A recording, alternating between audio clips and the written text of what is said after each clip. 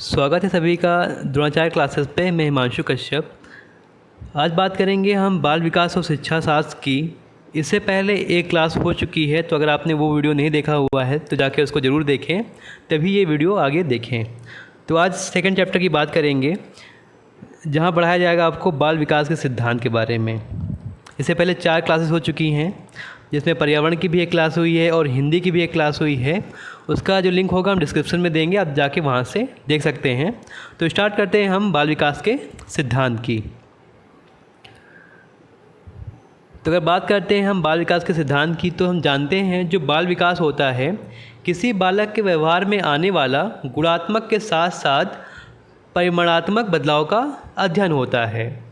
अगर हम उसकी गुण की बात करते हैं तो गुण में क्या आता है, जैसे कि अभिव्यक्तियाँ होती हैं और उसकी रुचियाँ होती हैं और उसकी आदतें होती हैं। और बात करें विकास के पहलू होते हैं, तो ये सभी चीज़ें गुणात्मक में आती हैं। और साथ में अगर बात करें हम परिमाण की, तो परिमाण में आता है उसका वजन हो गया और लंबाई हो गया।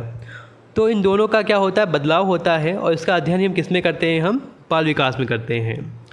इसके अंतर्गत हम बालक के जीवन काल में हुए सभी प्रकार के विकास, चाहे वो शारीरिक हो, चाहे सामाजिक हो, चाहे वो संज्ञानात्मक हो, चाहे मानसिक हो, चाहे भाषाई विकास हो, इन सबको हम शामिल करते हैं और इनका हम अध्ययन करते हैं। जैसे कि बात करते हैं हॉलॉक की, तो हॉलॉक ने भी कहा हुआ है कि बाल विकास में किसी बालक या शिक्षार्थी के विकास के सभी पक्षों पर ध्यान केंद्रित किया जाता है। सभी पक्षों की बात होगी, चाहे वो उसका संवेगात्मक विकास हो, चाहे उसका शारीरिक विकास हो, चाहे संज्ञानात्मक विकास हो, मानसिक विकास हो, भाषा विकास हो, कोई भी विकास हो। तो ये बात होती है बाल विकास के सिद्धांत की। तो आगे बात करते हैं बाल विकास के प्रमुख सिद्धांत की। जैसा कि आप जानते हैं, पहला जो काफ़ी महत्वपूर्ण सिद्धांत है निरंतरता का सिद्धांत है। एग्ज़ाम में कई बार आया हुआ है, इसके बारे में ध्यान से सुनिएगा, आप लोग साथ में नोट भी करते रहिएगा। निरंतरता का आशय होता है क्रमिक तथा अनवरत। क्रमिक जानते हैं कि जो विकास होता है एक क्रम से चलता है ना, क्रमिक होता है। और साथ में अनवरत होता है, जीवन पर्यंत लगातार चलता रहता है, कभी रुकता नहीं है। जैसे कि हम बात करते हैं एक बालक के विकास की, तो बालक का जो विकास होता है एक दिन का परिणाम नहीं होता है कि एक दिन में बालक का विकास हो जाएगा, कुछ घंटों में बालक का विकास हो जाएगा। इसके लिए काफ़ी वर्षों का हमें ध्यान देना पड़ता है ना। तो ये बात होती है निरंतरता के सिद्धांत की। हम जैसा जानते हैं कि बालक का जो विकास होता है वो जीवन पर्यंत चलता है। जन्म के प्रारंभ होने के साथ साथ इसका विकास प्रारंभ हो जाता है, होना शुरू हो जाता है और जीवन पर्यंत तक चलता रहता है। तो ये बात होती है किसकी, निरंतरता के सिद्धांत की। अब बात करते हैं अंतर संबंध के सिद्धांत की। जैसा कि हम जानते हैं बालक के जितने भी विकास के पहलू होते हैं, विकास के आयाम होते हैं या विकास के प्रकार कहें हम, वो सभी क्या होते हैं, अंतर संबंधित होते हैं। सभी का संबंध एक दूसरे से होता है। जैसे कि बात करते हैं हम, अगर मान लीजिए बालक का संज्ञानात्मक विकास हो रहा है, तो साथ में क्या होगा, अन्य विकास भी होंगे, संवेगात्मक विकास भी होंगे। ऐसा तो है नहीं कि बालक का शारीरिक विकास हो रहा है तो मानसिक विकास नहीं होगा। हाँ, भले ही विकास की दर में भिन्नता होगी, लेकिन विकास जो सब में होगा वो लगभग सब में विकास होगा, है ना। तो ये बात होती है अंतर संबंध की। बात करते हैं जैसे कि हम किसी बालक के शारीरिक, मानसिक, सामाजिक तथा संवेगात्मक विकास के सभी आयाम जो होते हैं क्या आपस में संबंधित होते हैं, अंतर संबंधित होते हैं। किसी एक आयाम में बालक के कमज़ोर होने से दूसरे आयाम में बालक क्या हो जाता है, कमज़ोर हो जाता है। एग्जाम्पल लेते हैं, जैसे कि मान लीजिए सामाजिक रूप से एक बालक क्या है, पिछड़ा है, तो क्या होगा, संभवतः वह बालक मानसिक रूप से पिछड़ने की उसकी संभावना होगी। तो ये बात होती है अंतर संबंध का सिद्धांत। आगे बढ़ते हैं व्यक्ति भिन्नता का सिद्धांत और विकास क्रम में एक रूपता का सिद्धांत। देखा जाए ये सिद्धांत एक दूसरे के अपोजिट भी हैं और एक दूसरे की क्वालिटी को डिफाइन भी करते हैं। जैसे बात कर लेते हैं, पहला है व्यक्तिक भिन्नता का सिद्धांत।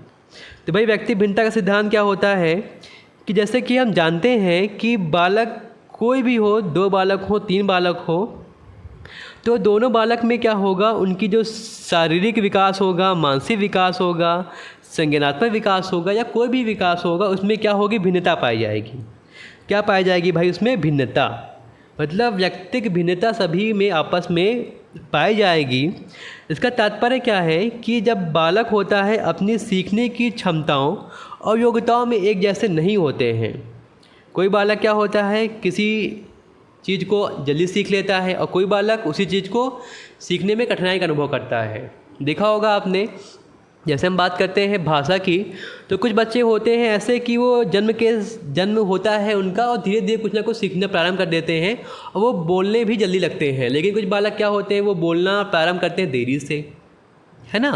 तो उनमें बोलना तो हो रहा है लेकिन क्या है, विकास की दर अलग अलग है, व्यक्ति भिन्नता यहाँ पे अलग अलग है। आगे बात करेंगे विकास क्रम में एक रूपता का सिद्धांत। अभी हमने पढ़ा भाई कि वहाँ भिन्नता होती है, अब यहाँ पे बात हो रही है कि विकास क्रम में एक रूपता, इसका क्या आशय है। ध्यान दीजिएगा, इसमें कहने का तात्पर्य है कि इस सिद्धांत के अनुसार किन्हीं तो बालकों के विकास में भिन्नता होने के बाद भी कुछ विशेषताओं में समानता होती है, कुछ क्वालिटीज़ होती हैं उनकी सिमिलर होती हैं, आपस में मिलती जुलती हैं।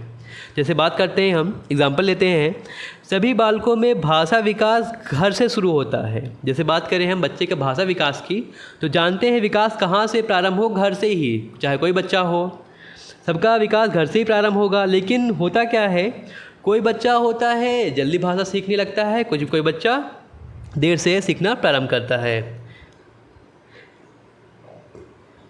ऐसे ही बात करेंगे हम बच्चे के चलने की, दौड़ने की। कुछ बच्चे होते हैं जल्दी चलने लगते हैं, जल्दी दौड़ने लगते हैं, लेकिन कुछ बच्चे देर में करते हैं। तो भाई चलना सब में होगा, बोलना सब में होगा, है ना। तो विकास सभी होंगे, सभी प्रकार से होंगे। विकास की दर क्या होगी, अलग होगी, लेकिन विकास क्रम में क्या होगा, एक रूपता पाई जाएगी, सभी के विकास क्रम एक जैसा ही होगा। आगे बढ़ते हैं भाई, अगला है सामान्य से विशेष की ओर विकास। तो भाई ध्यान दीजिएगा, बालक सीखने के क्रम में सामान्य क्रियाकलापों और शब्दों को सीखते हैं, बाद में वे विशिष्ट क्रियाकलापों और शब्दों को सीखते हैं। जैसे कि मान लीजिए क्रियाकलाप की बात करते हैं, पहले बालक छोटा होता है, समझदार कम होता है, तो वो क्या करता है, जोड़ को घटाव को सीखता है। फिर धीरे धीरे वह गुणा और भाग को भी सीखने लगता है ना। तो ये क्या है, पहले वह सामान्य क्रियाओं को सीख रहा है, फिर वो जो जटिल क्रियाएं हैं, विशेष क्रियाएं हैं, उनको सीख रहा है। जैसे मान लीजिए हम बात करते हैं, पहले क्या होता है, भाषा की बात करें हम, तो बालक पहले सरल सरल शब्दों को सीखना प्रारंभ करता है, फिर उसके बाद कठिन शब्दों को सीखना प्रारंभ करता है। तो जो विकास का क्रम होता है कैसा होता है, सामान्य से विशेष की ओर होता है। भाई याद रखिएगा, काफ़ी इंपॉर्टेंट, एग्जाम में कई बार आया हुआ है, गलती मत कीजिएगा। आगे बढ़ते हैं हम, पूर्व अनुमान का सिद्धांत। इसके बारे में बात करेंगे हम, किसके बारे में, पूर्व अनुमान के सिद्धांत की। तो भाई ये क्या होता है, जैसा कि नाम से ही जाहिर है, हम बालकों के बारे में पूर्व अनुमान लगा के जान सकते हैं कि बालक आगे क्या करने की संभावना है, वो आगे क्या करेगा। जैसे एग्जाम्पल लेते हैं, मान लीजिए एक बालक की मानसिक और शारीरिक योग्यता को हम देखते हैं कि उसकी मानसिक और उसकी शारीरिक योग्यता कैसी है। उसके विकास और उसके आधार पर हम उसके विकास की दर को हम नापेंगे, चेक करेंगे और हम पूर्वानुमान ही लगा सकते हैं कि बालक क्या करेगा।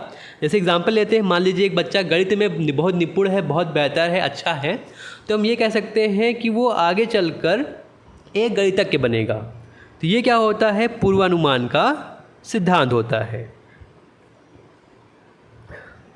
अगला हमारा है वंशानुक्रम एवं परिवेश का सिद्धांत। जैसे कि हम जानते हैं, विकास पर वंशानुक्रम के साथ साथ परिवेश का, दोनों का ही संबंध होता है, दोनों का ही प्रभाव पड़ता है। तो इसके बारे में बात करते हैं हम। बालक में जन्मजात मानसिक तथा शारीरिक योग्यता उनके वंशानुक्रम गुणों की देन होती है। ठीक है, जैसे बालक की मानसिक योग्यता है, उसकी शारीरिक योग्यता है, तो ये वंशानुक्रम की देन होती है, उसके माता पिता के द्वारा जो लक्षण आते हैं वही उसकी देन होती है। लेकिन बात करेंगे हम विकास के परिवेश की, तो बालकों के विकास क्रम में उपलब्ध जो उसका परिवेश होता है, उसके मानसिक तथा शारीरिक योग्यताओं को बढ़ाने का काम करता है। समझ रहे होंगे आप। जैसे एग्जाम्पल लेते हैं, मान लीजिए एक बच्चा है जो कि मान लीजिए उसके पिताजी लंबे चौड़े हैं, तो बच्चा भी क्या हो गया, लंबा हो गया। लेकिन अगर उसको परिवेश नहीं मिल पाएगा वैसा, मान लीजिए उसको एक परिवेश ऐसा मिल गया कि वो दौड़ने लगा, भागने लगा, तो क्या हो जाएगा, वो धावक बन जाएगा, धावक, है ना। लेकिन अगर उसको ऐसा परिवेश नहीं मिल पाया तो क्या वो धावक बन पाएगा, तो नहीं बन पाएगा। तो यहाँ पे विकास जो होता है वंशानुक्रम के साथ साथ परिवेश दोनों पर ही निर्भर करता है। आगे बात करते हैं हम बाल विकास की प्रकृति की। तो बाल विकास की जो प्रकृति होती है वो प्रयोगात्मक होती है, दैहिक होती है, विकासात्मक होती है और व्यक्तित्व संबंधी भी होती है। जैसे बात करते हैं हम मनोविज्ञान की, तो मनोविज्ञान के क्षेत्र में बाल विकास का जो होता है काफ़ी महत्वपूर्ण स्थान होता है, काफ़ी महत्वपूर्ण विषय होता है। इसमें बच्चों के व्यवहार के कई पक्षों एवं आयामों का हम अध्ययन करते हैं। तो अगर हम बात करें बाल विकास की, तो यह क्या होता है, मनोविज्ञान, बाल मनोविज्ञान का ही एक विषय होता है। इसमें हम बालकों के किसका अध्ययन करते हैं, उसके व्यवहार के पक्षों का या उसके आयामों का हम अध्ययन करते हैं। इस विकास के अध्ययन के लिए हम विशिष्ट उपागम का प्रयोग करते हैं, जो कि नीचे दिए गए हैं। पहला क्या है हमारा, प्रयोगात्मक उपागम है। तो भाई प्रयोगात्मक उपागम क्या होता है, इस उपागम से बालकों की विभिन्न समस्याओं से जुड़े कार्य कारण के बीच संबंधों का अध्ययन किया जाता है। जैसे कि मान लीजिए बालक के सामने एक समस्या है, तो समस्या को सुलझाने के लिए उसने क्या कार्य किए हैं, कौन कौन से उसने एफर्ट डाले हैं समस्या को समाधान करने के लिए, और उसका क्या रिज़ल्ट आ रहा है ना। तो ये निर्भर करता है। इससे यह भी ज्ञात किया जाता है कि बालक की परिस्थिति विशेष में विशिष्ट व्यवहार करेगा, उसकी अभिव्यक्ति कैसी होगी। हम ये भी चेक करते हैं कि मान लीजिए एक विशेष परिस्थिति हमने बालक को दे दी, उसमें बालक कैसा व्यवहार कर रहा है, उसकी अभिव्यक्ति कैसी हो रही है, क्या वो प्रकट कर रहा है, तो वो भी हम यहाँ पे हम नोटिस करते हैं। तो ये होता है प्रयोगात्मक उपागम। आगे हम बात करते हैं दैहिक उपागम की। तो जानते हैं दैहिक यानी कि शरीर संबंधित होता है किससे, शरीर के अंदर क्या पाए जाते हैं भाई, ग्रंथियाँ पाई जाती हैं। जैसे कि हम बात करते हैं हार्मोन ग्रंथियों के कारण शिक्षार्थियों में शारीरिक वृद्धि, विकास, स्वास्थ्य प्रभावित होते हैं। कोई बालक है, अगर बालक जो होते हैं, बालक का जो विकास होता है जैविक एवं मानसिक पहलू से एक दूसरे से जुड़े होते हैं, अतः इसे दैहिक उपागम के द्वारा भी समझा जा सकता है ना। जो हार्मोन्स की क्रियाशीलता है अगर सही से नहीं होगी, उसका श्रावण सही नहीं होगा, कम या ज़्यादा हो गया, तो क्या होगा, उसका विकास भी प्रभावित होगा। अगला है विकासात्मक उपागम। ध्यान दीजिएगा, बालक की बात करें विकास की, जो चाहे विकास की मात्रा हो, चाहे विकास की गति हो, चाहे विकास की विशिष्टताओं हो, इन सबको समझने के लिए हमें विकासात्मक उपागम का प्रयोग करना होता है। आगे बात करते हैं व्यक्तिगत संबंधी उपागम। तो भाई समझ में आ रहा है आपको, व्यक्तिगत मतलब कि हम बात करें किसी व्यक्ति की या किसी बालक के गुणों की बात करें हम, या उनकी आदतों की बात करें, अभिव्यक्तियों की बात करें हम, अभिरुचियों की बात करें हम, है ना। तो इसका हम क्या करते हैं, या उसकी व्यक्तित्व का बात करें हम, तो इसका हम यहाँ पर हम क्या करते हैं, अध्ययन करते हैं। इस उपागम से हम किसी बालक के विकास का पूर्वानुमान लगा सकते हैं। तो ये बात हुई किसकी, बाल विकास की प्रकृति की। आगे हम बात करते हैं बाल विकास के क्षेत्र की।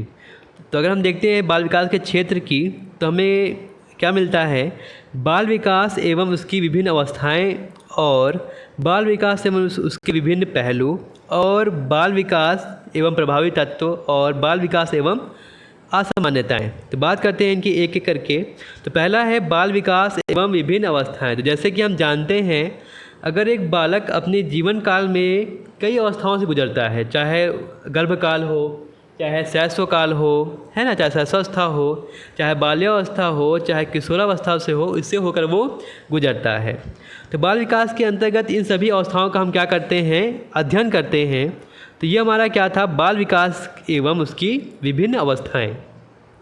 आगे बात करते हैं बाल विकास एवं विभिन्न पहलू की।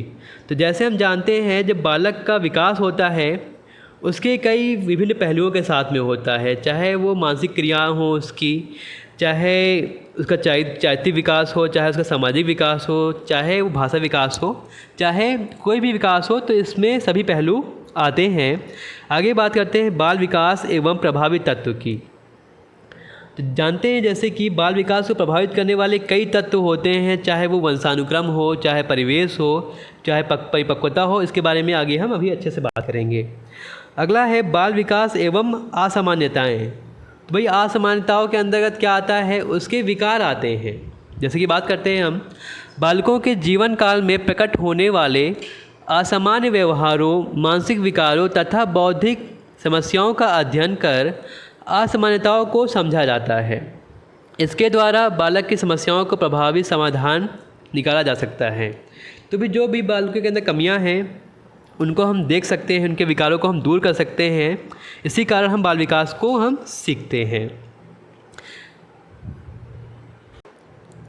आगे हम बात करते हैं बाल विकास को प्रभावित करने वाले कारक की। किसी बालक का विकास चाहे वो वंशानुगत हो, चाहे शारीरिक हो, बौद्धिक हो, चाहे संवेगात्मक हो, है ना, चाहे वो आंतरिक कारक हो, चाहे वो बाह्य कारक हो, सबसे वो क्या होता है, प्रभावित होता है। जैसे बात करेंगे हम स्टार्टिंग से आंतरिक कारक की, तो आंतरिक कारक के अंतर्गत क्या आता है, आंतरिक कारक के अंतर्गत आता है वंशानुगत कारक। तो भाई वंशानुगत कारक की बात करते हैं।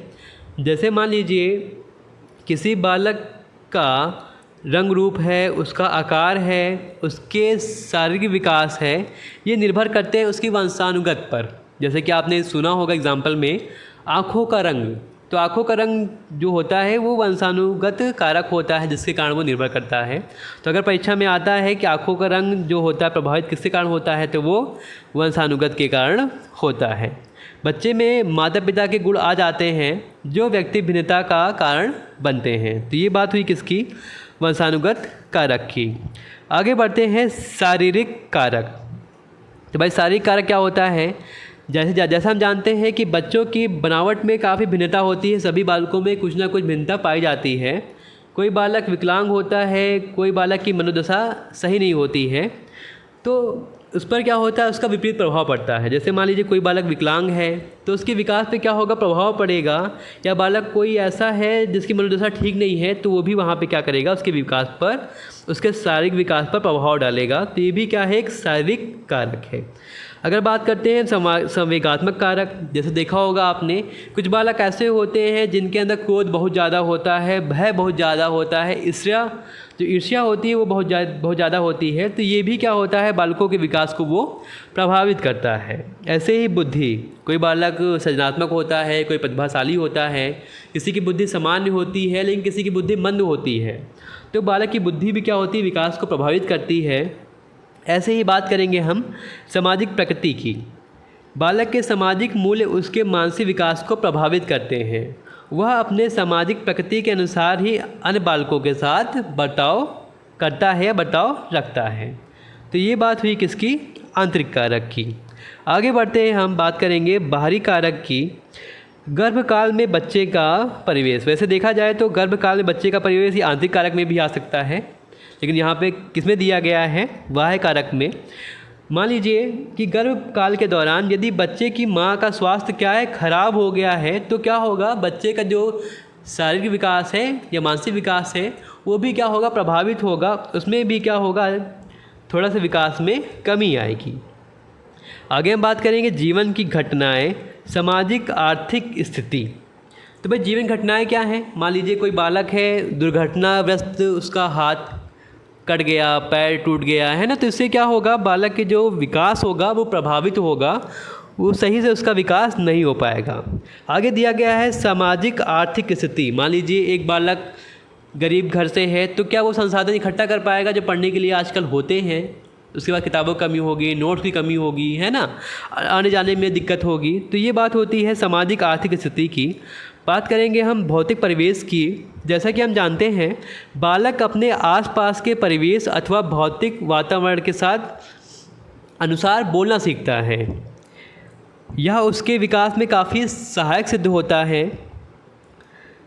परिवेश यदि प्रतिकूल हो तो बालक का जो वातावरण होता है काफ़ी अच्छा होता है, वो अच्छे से चीज़ों को सीख जाता है। लेकिन अगर वातावरण दूषित होगा, प्रदूषित होगा, तो उसके मस्तिष्क पे या उसके स्वास्थ्य पर काफ़ी प्रभाव पड़ेगा और बालक का जो विकास होगा वो मंद हो जाएगा। तो ये बात हुई भाई बाल विकास को प्रभावित करने वाले कारकों की, आंतरिक कारक की और बाहरी कारक की। आगे बात करते हैं बाल विकास के सिद्धांतों का शैक्षिक क्षेत्र में महत्व। इसमें हम जानेंगे कि जो बाल विकास के जो हमने सिद्धांत सीखे हुए हैं उसका शैक्षिक क्षेत्र में क्या महत्व होता है, हमें क्यों बाल विकास के सिद्धांत सीखने पड़ते हैं, हम जानेंगे। जैसे कि हम बात करते हैं कि मान लीजिए हम बालक के स्वभाव को, मनोदशा को और क्षमताओं को हमें पहचानना है। इसके लिए हमें क्या करना होगा, बाल विकास के जो सिद्धांत हैं उनको हमें सीखना होगा। एक शिक्षक जब बाल विकास के सिद्धांतों को सीखता है, उनके अनुसार क्रिया करता है और बालक के स्वभाव को, उसकी मनोदशा को और उसकी क्षमताओं को पहचान करता है, तब वो क्या होता है, उसके अनुसार वो बालक के विकास को निर्धारित करता है और उसको अपनी एक निर्माण नीति बनाता है और उस पर अध्ययन कार्य करता है कि बालकों को हमें कैसे सिखाना है और इसका विकास कैसे होगा। आगे हम बात करते हैं बाल मनोविज्ञान की। जैसे हम जानते हैं कि बाल विकास के सिद्धांत को सीखने के बाद जो अध्यापक होता है, बालकों की व्यक्ति भिन्नताओं की पहचान कर सकता है कि कौन सा बालक जल्दी सीख रहा है, किस बालक में कमी आ रही सीखने में, कौन सा बालक कमज़ोर है।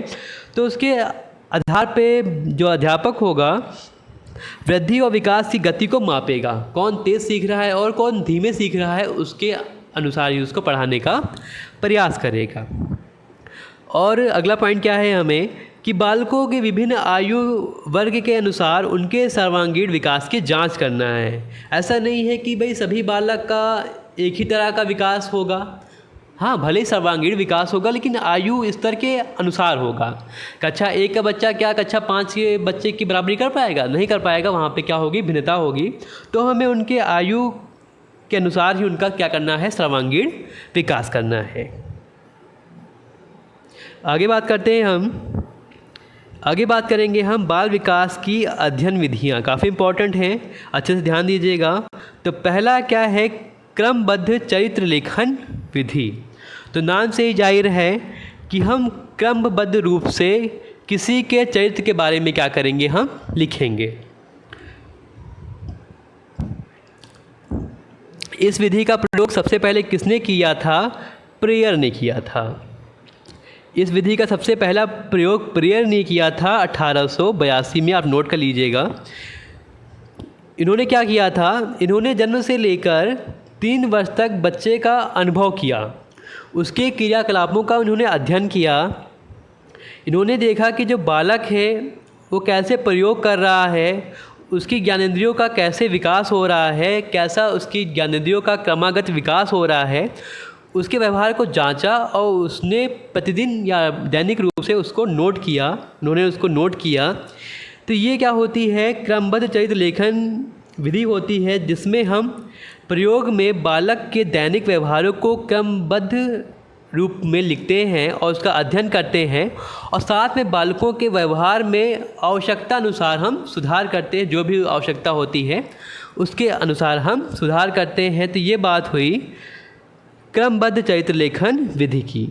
आगे बात करते हैं निरीक्षण विधि की। तो भाई जानते हैं हम निरीक्षण क्या होता है। निरीक्षण में हम किसी बालक को उसके व्यवहार का, उसके गुणों का हम निरीक्षण करते हैं और निरीक्षण के बाद हम क्या करते हैं, उसका विश्लेषण करते हैं। हम बताते हैं कि क्या उसके अंदर कमियां हैं, क्या उसके अंदर अच्छाइयां हैं, उसको हम जानने का प्रयास करते हैं। जैसे कि युंग ने भी कहा हुआ है, बालकों या किसी शिक्षार्थी के सामूहिक व्यवहार को बैठकर अवलोकन करने को हम क्या कहते हैं, निरीक्षण कहते हैं। अगर हम बालक को एक प्रकार से अवलोकित कर रहे हैं, उसको हम देख रहे हैं, तो ये क्या होता है, निरीक्षण होता है। ये युंग ने कहा था। इस विधि में निरीक्षण कार्य सावधानीपूर्वक किया जाता है। एक उपयुक्त योजना बनाई जाती है, उसके अनुसार हमें क्या करना होता है, निरीक्षण करना होता है। आगे बात करते हैं हम प्रयोगात्मक विधि की। तो भाई प्रयोगात्मक विधि क्या होती है। इस विधि में बालकों को एक समस्या दी जाती है, फिर देखा जाता है कि बालक उस समस्या को कैसे सुलझाते हैं, क्या प्रयोग करते हैं, किस प्रक्रिया के द्वारा समस्या को सुलझाने का प्रयास करते हैं। एग्जाम्पल हम लेते हैं, मान लीजिए एक बालक को हमने एक चित्र बनाने को दिया, तो बालक क्या कर रहा है, वो चित्र को बना रहा है। अब वो जैसे जिस प्रकार से चित्र को प्रस्तुत करेगा, उस आधार पर हम जान पाएंगे कि बालक कितना परिपक्व है, कितने अच्छी तरह से वो चीज़ों को एक्सप्रेस कर पा रहा है और चित्रों के माध्यम से व्यक्त कर पा रहा है। तो ये बात होती है किसकी, प्रयोगात्मक विधि की। आगे हम बात करें तो अगली विधि है समकालीन अध्ययन प्रणाली विधि। इस विधि में क्या होता है कि इस प्रणाली से शिक्षक को जीवन में घटित होने वाली घटनाओं की जानकारी जल्दी हो जाती है और दो विभिन्न बालकों के बीच तुलनात्मक अध्ययन संभव होता है। तो ये होती है हमारी समकालीन अध्ययन प्रणाली। अब बात करते हैं दीर्घकालीन अध्ययन प्रणाली। तो इस प्रणाली में बालकों का व्यक्तिगत और सामूहिक दोनों स्तरों पर विश्लेषण होता है। मतलब बालकों का क्या होगा, व्यक्तिगत के साथ साथ सामूहिक दोनों ही स्तर पे क्या होगा, उसका विश्लेषण होगा। बालकों के नमूने का चयन गलती होने की संभावना इसमें क्या होती है, कम रहती है। इसके द्वारा बालक के विकास प्रक्रिया का सही आकलन क्या होता है, संभव होता है, क्योंकि ये क्या होती है, दीर्घकालीन होती है, काफ़ी लंबा समय लेता है। एग्जाम्पल लेते हैं, अगर मान लीजिए एक बालक के भाषा विकास को हम देख रहे हैं या उसकी राइटिंग को हम देख रहे हैं कैसा उसका सुलेख है, तो जो उसका लेख होगा धीरे धीरे हम सुधार करने का प्रयास करेंगे। फिर 1 साल बाद हम देखेंगे कि 1 साल पहले और 1 साल बाद में क्या अंतर आया। तो ये क्या है, दीर्घकालीन अध्ययन प्रणाली, जिसमें काफ़ी हमें समय लगता है। लेकिन ये क्या होती है, काफ़ी विधि बढ़िया होती है और इसमें जो आकलन होता है वो काफ़ी विकसित होता है और बढ़िया होता है। आगे बात करेंगे साक्षात्कार विधि। तो भाई कभी कभी क्या होता है कि कुछ समस्याएं ऐसी होती हैं जो केवल निरीक्षण के माध्यम से या अवलोकन के माध्यम से ही नहीं हो पाती हैं, है ना। तब हम वहाँ पे क्या करते हैं, साक्षात्कार का प्रयोग करते हैं। जैसे कि बात करते हैं, बालक कक्षा में किस सामग्री की कमी महसूस करता है या उनके सहपाठियों के बारे में क्या सोचता है, इस प्रकार के प्रश्नों का उत्तर जानने के लिए एक शिक्षक क्या करता है, साक्षात्कार विधि का प्रयोग करता है। इस विधि में बालकों के कुछ निर्धारित प्रश्न पूछे जाते हैं और इनके उत्तर के आधार पर समस्या का हम क्या करते हैं, अध्ययन करते हैं। अब यहाँ पे जो प्रश्न पूछे जाते हैं 2 प्रकार के पूछे जाते हैं, ध्यान दीजिएगा। बालकों से प्रश्न पूछने के लिए हम खुली प्रश्नावली के साथ साथ बंद प्रश्नावली का हम प्रयोग करते हैं। खुली प्रश्नावली क्या होती है, जिसमें बालक को हम अवसर देते हैं बोलने का, वो स्वतंत्रतापूर्वक अपने शब्दों का प्रयोग करता है और वो उत्तर देता है। जैसे हमने कहा कि अगर एक बालक आपके सामने आया हुआ है तो हम उनसे पूछेंगे कि आपको जो सहपाठी है उसके साथ में आपकी दोस्ती कैसी है, क्या आप उसे सीख रहे हैं, क्या सीख नहीं पा रहे हैं, तो वो अपने अनुभवों को शेयर करेगा। तो यहाँ बताने में वो क्या है, सक्षम है, अपने बातों को स्वतंत्रतापूर्वक अच्छे से बताएगा। लेकिन अगर बात करेंगे हम बंद प्रश्नावली की, तो यहाँ पे क्या होगा, बच्चा जो है बाधित होगा उत्तर देने के लिए, सिर्फ वो हाँ या ना में ही उत्तर देगा। जैसे कि हमने कहा कि जो आपका सहपाठी है क्या आपको तंग करता है, तो वो हाँ या ना में ही वो उत्तर देगा। तो ये क्या हुई, हमारी साक्षात्कार विधि हुई। आगे बात करते हैं मनोवैज्ञानिक परीक्षण विधि की। जानते हैं कि हमें बालकों के व्यवहार को हम सीखने का प्रयास करते हैं। कुछ बालक क्या होते हैं, क्रोधी होते हैं, उनके अंदर चिड़चिड़ापन होता है। तो आदि को समझने के लिए हम क्या करते हैं, मनोवैज्ञानिक परीक्षण विधि का हम प्रयोग करते हैं। तो ये हमारी बाल विकास की अध्ययन विधियाँ समाप्त हो गई। तो ये पूरा हमारा चैप्टर कंप्लीट हो गया। इसको आपको अच्छे से समझ लीजिएगा, इसको आप अच्छे से नोट कर लीजिएगा। अब बात करते हैं अभ्यास की। पहला प्रश्न है, चालक विकास की दर में व्यक्तिगत भिन्नता होती है, फिर भी चालक विकास का क्रम से तक होता है। तो भाई बात हो रही है विकास के क्रम की, तो देख लेते हैं भाई कौन सा इसमें से ऑप्शन होगा हमारा। तो पहला है अपरिष्कृत स्थूल चालक विकास से परिष्कृत सूक्ष्म चालक विकास, या फिर दूसरा है परिष्कृत सूक्ष्म चालक विकास से अपरिष्कृत स्थूल चालक विकास। अगला है शीर्षगामी, अधोगामी, और चौथा है अधोगामी और शीर्षगामी। तो भाई अधोगामी शीर्षगामी होगा नहीं, दोनों विकल्प तो गलत हो गए। अब देखते हैं पहले और दूसरे में क्या सही होगा। तो आपको याद होगा हमने आपको सिखाया था जो क्रियात्मक विकास में बताया था आपको, उसमें दो हमने प्रकार बताए थे। एक बताया था हमने ग्रास मोटर, एक बताया था हमने फाइन मोटर।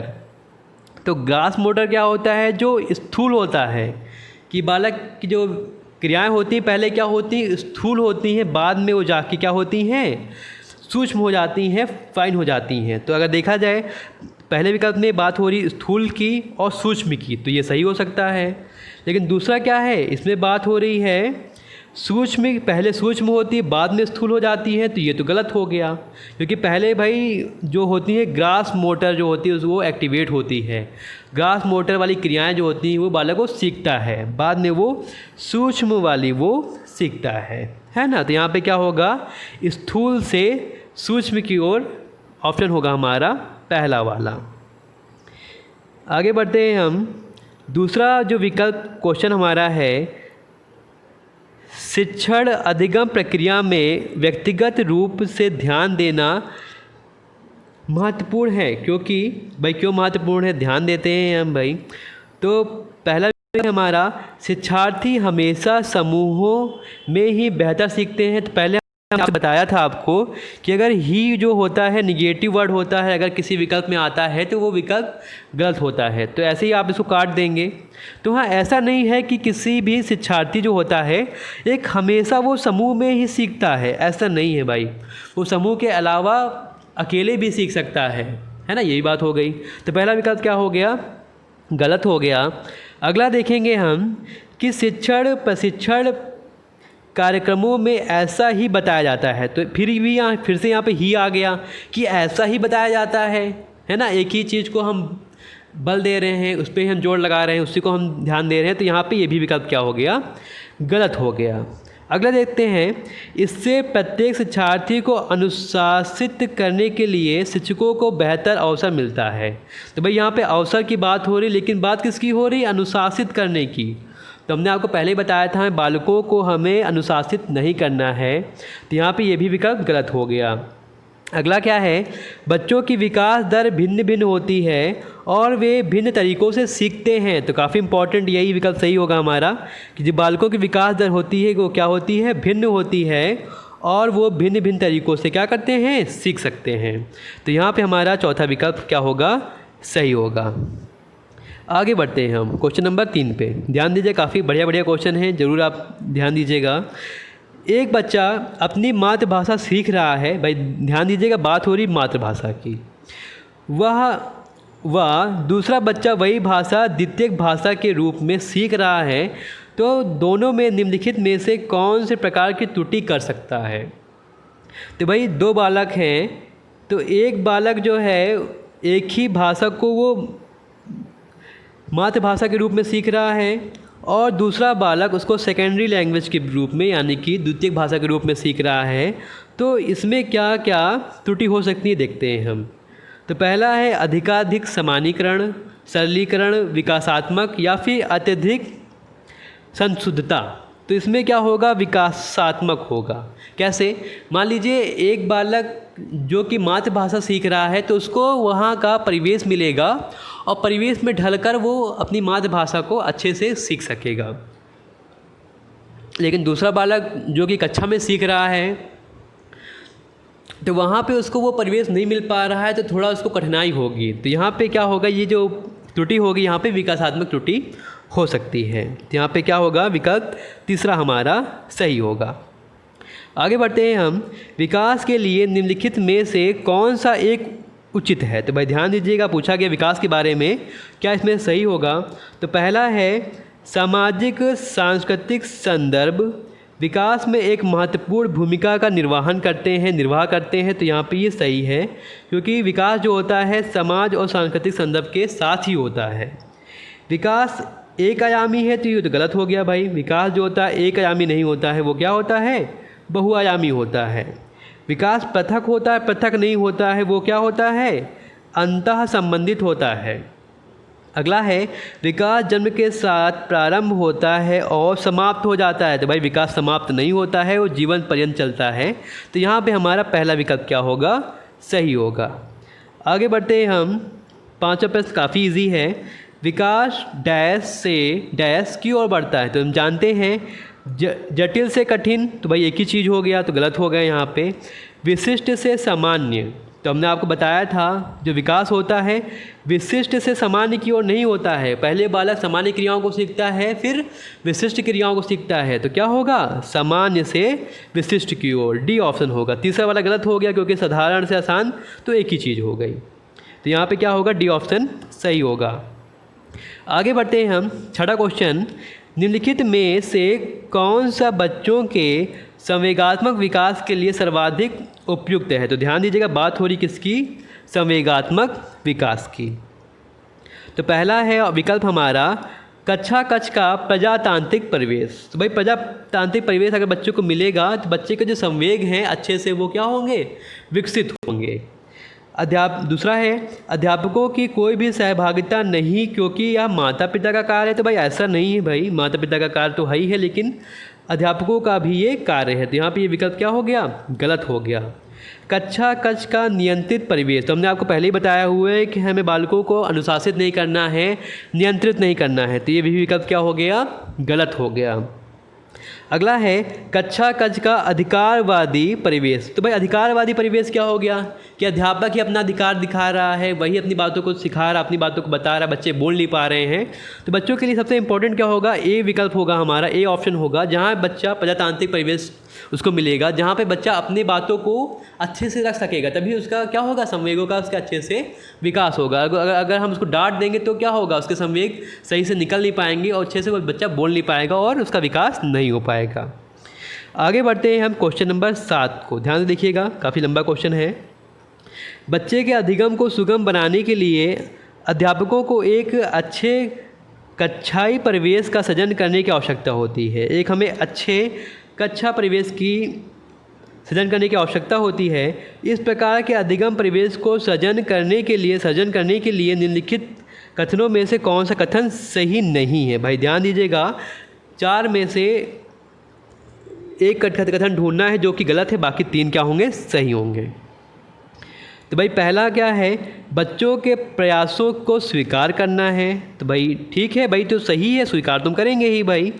और अगला क्या है? अध्यापकों के अनुसार कार्य करना। तो ये तो गलत हो गया भाई, हमें बालकों की रुचियों को ध्यान देना है, उनकी आवश्यकताओं को ध्यान देना, उसके अनुसार पढ़ाना है हमको। अगला है बच्चों को स्वीकार करना, ये भी सही है भाई, हम बच्चों के प्रयासों को स्वीकार करेंगे, बच्चों को भी स्वीकार करेंगे। और सबसे महत्वपूर्ण क्या है? अध्यापक का सकारात्मक रूप। तो यहाँ पर ये भी विकल्प सही है। तो देखा जाए यहाँ पे जो पूछा गया है कौन सा नहीं होगा, तो यहाँ पे क्या होगा? बी वाला नहीं होगा, अध्यापकों के अनुसार कार्य करना। तो यहाँ पे बी ऑप्शन क्या होगा? सही होगा। आगे बढ़ते हैं भाई हम क्वेश्चन नंबर 8 पे। शिक्षण अधिगम प्रक्रिया में व्यक्तिगत रूप से ध्यान देना महत्वपूर्ण है क्यों महत्वपूर्ण है भाई? पहला विकल्प है बच्चों की विकास दर भिन्न होती है और वे भिन्न तरीक़ों से सीख सकते हैं। तो ये तो सही है भाई, हो सकता है। शिक्षार्थी हमेशा समूहों में ही बेहतर सीखते हैं। हमने भाई बताया था आपको, जहाँ पे ही आएगा वो विकल्प क्या होगा? गलत हो जाएगा। यहाँ पर निगेटिव सेंस देता है। कैसे? कि शिक्षार्थी सिर्फ समूहों में ही सीखते हैं, है ना। अगला है शिक्षक प्रशिक्षण कार्यक्रमों में ऐसा बताया गया है। क्वेश्चन रिपीट हुआ है, दोबारा देख लीजिएगा। अगला है इससे प्रत्येक शिक्षार्थी को अनुशासित तो हमें नहीं करना है, यहाँ पे अनुशासन आ गया, ठीक है, तो गलत हो गया। यहाँ पे क्या सही होगा भाई? क्वेश्चन ये पुराना वाला अभी दोबारा आ गया है गलती से, तो यहाँ पे क्या सही होगा? दूसरा वाला से अच्छा कौन सा है यहाँ पे? पहला वाला, कि बच्चा क्या होता है? विभिन्न विकास दर उनकी होती है, भिन्न विकास दर होती है और भिन्न तरीक़ों से सीखते हैं। यहाँ पे पहला विकल्प क्या होगा? सही होगा।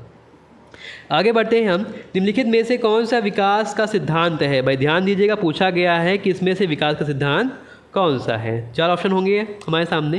तो पहला है विकास की सभी प्रक्रियाएं अंतर संबंधित नहीं होती हैं भाई। तो भाई सही, अंतर संबंधित होती हैं। तो ये विकल्प क्या हो गया? गलत हो गया। अगला है विकास की सभी की विकास का समान नहीं होती है। सभी का विकास जो होता है समान नहीं होता है। तो ये सही हो सकता है, क्योंकि जानते हैं हम विकास की दर क्या होती है? भिन्न भिन्न होती है। सभी विद्यार्थियों में, सभी बालकों में विकास की दर भिन्न भिन्न होती है। अगला है सी, विकास हमेशा रेखीय होता है। तो भाई हमेशा बात हो गया रेखीय होता है। हाँ, रेखीय हो सकता है, लेकिन हमेशा रेखीय नहीं होता, ये परवलयाकार भी होता है ना। जो विकास की जो दर होती है वो क्या होती है? परवलयाकार होती है। यह निरंतर चलने वाली प्रक्रिया नहीं है। तो ये भी गलत हो गया। तो यहाँ पे क्या सही होगा भाई? 9th में? 9th में सही होगा हमारा बी ऑप्शन, सभी की विकास एक समान नहीं होती है। बिल्कुल सही है। अब लास्ट क्वेश्चन देख लेते हैं भाई जल्दी से। तो अगला क्वेश्चन है, एक शिक्षक को अपने शिक्षार्थियों की क्षमताओं को समझने का प्रयास करना चाहिए। निम्नलिखित में से कौन सा क्षेत्र इस उद्देश्य के साथ संबंध रखता है? तो ऑप्शन हमारे हैं सामाजिक दर्शन, मीडिया मनोविज्ञान और शिक्षा मनोविज्ञान और शिक्षा समाजशास्त्र। तो यहाँ पे क्या होगा भाई, शिक्षा मनोविज्ञान है, क्योंकि शिक्षा मनोविज्ञान से हम बालकों के बारे में अच्छे से सीख सकते हैं। यही वो क्षेत्र है जहाँ पे हम अच्छे से सीख सकते हैं। तो ये आज की क्लास ख़त्म हुई।